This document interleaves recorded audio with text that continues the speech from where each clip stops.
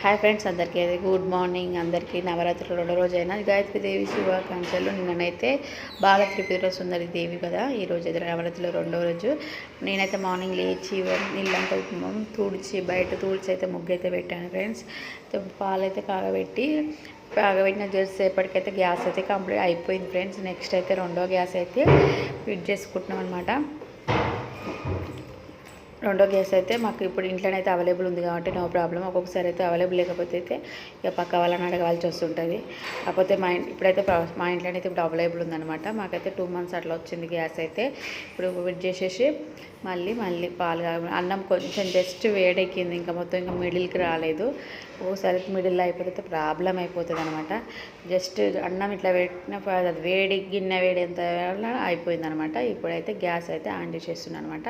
ఫస్ట్గా పాలు పెట్టేసినాం కదా, కొన్ని ఉంటాయి పాలు, అందుకని అన్నం ఆన్ చేసేసిన. ఈరోజు అయితే మాది బ్రేక్ఫాస్ట్ ఏమో ఉప్మా చేసేస్తున్నా. కర్రీ ఏమో బెండకాయ కర్రీ అనమాట. ఆనియన్ కట్ చేసి అన్నం వండడం కంప్లీట్ అయిపోయింది. ఉప్మా కూడా రెడీ అయిపోయింది. ఇప్పుడు కర్రీ కూడా కంప్లీట్ అయిపోయింది. స్నాక్స్ మార్నింగ్ బ్రేక్ఫాస్ట్కి అయితే బాదం, గుమ్మడి పప్పు అండ్ సన్ఫ్లవర్ సీడ్స్ ఇవన్నీ అయితే తింటాం ఫ్రెండ్స్. మేమైతే లంచ్ బాక్స్ కూడా పెట్టడం